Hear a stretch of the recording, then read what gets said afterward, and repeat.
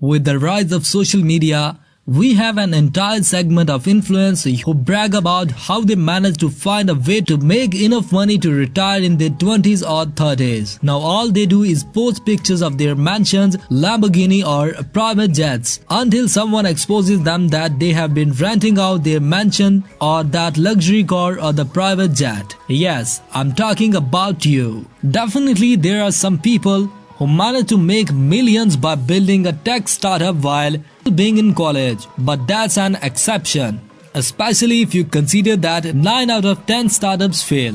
I'm not trying to discourage anyone, feel free to give it a try, but the question that I want to focus on in this video, can your average guy retire early? Is it possible for someone who works 9 to 5 to retire within a span of 10 to 15 years? If you are in your 20s, can you retire by your 30s without starting a business or winning the lottery? The answer is yes. There is an entire movement on the internet called FIRE, Financial Independence Retire Early Movement. They claim that if you live frugally throughout your 20s and invest the vast majority of your income, you can retire by your 30s and never have to work again. Your investment cover all of your bills so you can finally quit your job and start your journey of traveling around the globe in 80 days.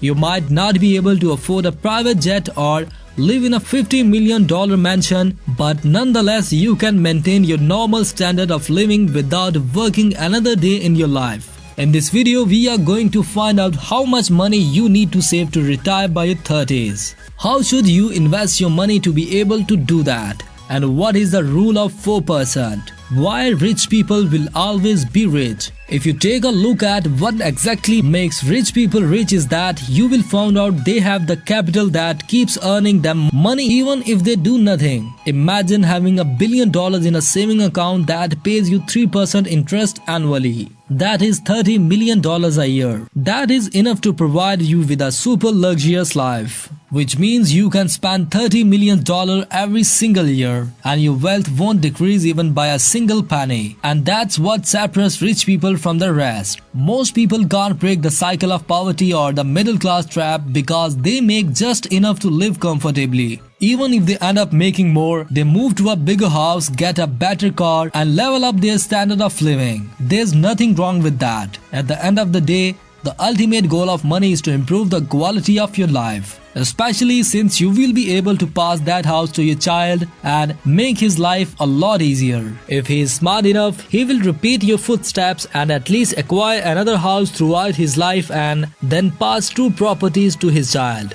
After repeating this process over and over, after a few generations, your grandchild will be left with multiple properties or at least some wealth to provide him with the comfort of financial freedom. But that looks like a dumb strategy to most people. Why would you work so hard and prevent yourself from all the pleasures life has to offer so that your grandkids would have a better life? It's their problem. They will figure it out. So here is a better idea. The FIRE movement claims that you don't have to work your entire life to build wealth. All you have to do is to dedicate 5, 10 or 15 years of your life to building wealth. By living extremely frugally and saving over 80 to 90% of your income, you can save enough capital that can invest and live off from the interest that your capital will be generating. That was impossible a few generations ago, but we are lucky to be young in 2021. The world has developed to the point where anyone who is born or at least lives in a first country has the opportunity to break that cycle of poverty and become financially free within a span of a decade. As of 2018, the average household income is little over $13,000. Hypothetically, since the average return on an index fund that invests in the S&P 500, for example, is 10%, by saving $630k and investing in such funds, every year you will be able to withdraw $60k and your initial investment of $630k will still be there. $630k is of course a lot of money, but nonetheless impossible for most people. Surgeons, doctors or engineers easily make over $100k a year after taxes by saving just a little over half of their income for 5 or 6 years. They can save that much money. Sounds like a good plan, right? Well, not everything is sunshine and rainbows. The inflation rate in the US is around 2 to 3%.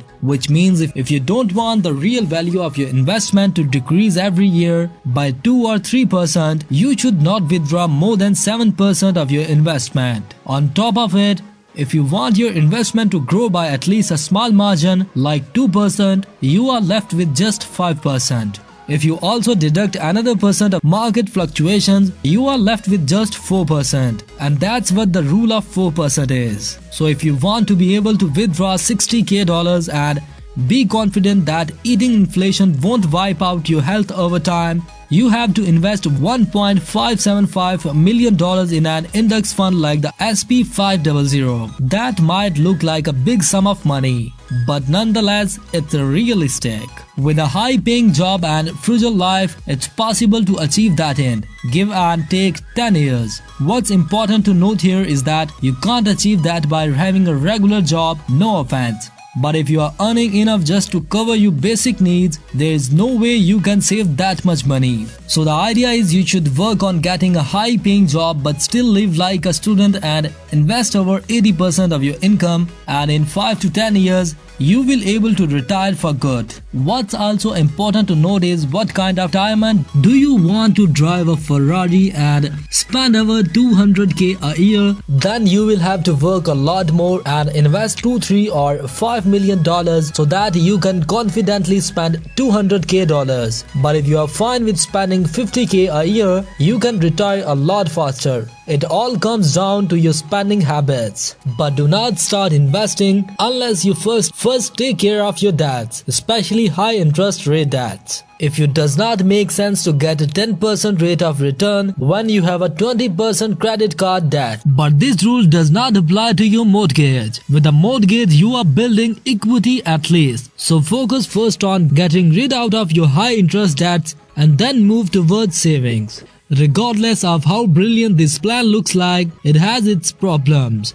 What is the point of sacrificing the best years of your life just to be able to retire early, especially your 20s? These are the 10 years when you want to party, hang out and experience new things. Besides, I don't think that most people want to retire at 30 and literally do nothing after that. Work is not just about earning money, but it gives you meaning and self-fulfillment, especially when you love your job. So here is a slightly better idea. Instead of denying yourself even the basic per year, don't strive to retire at 30 or 35, but rather focus on building an investment portfolio that can at least cover your basic needs such as shelter and food. Instead of saving over 80% of your income, say 30 or 40%. In 10 or 15 years, you might not be able to complete retire. But if you want to quit your job, take a break, experience something new, you can easily afford that. By withdrawing 4% of your investment portfolio, you can easily pay the rent and put some food on the table. And no matter how glamorous the idea of financial freedom looks like, do not sacrifice your health for it, because financial freedom means nothing if you end up losing your health in the process. Don't eat garbage, for example, just to save an extra dollar. Once you reach that point where you are financially free,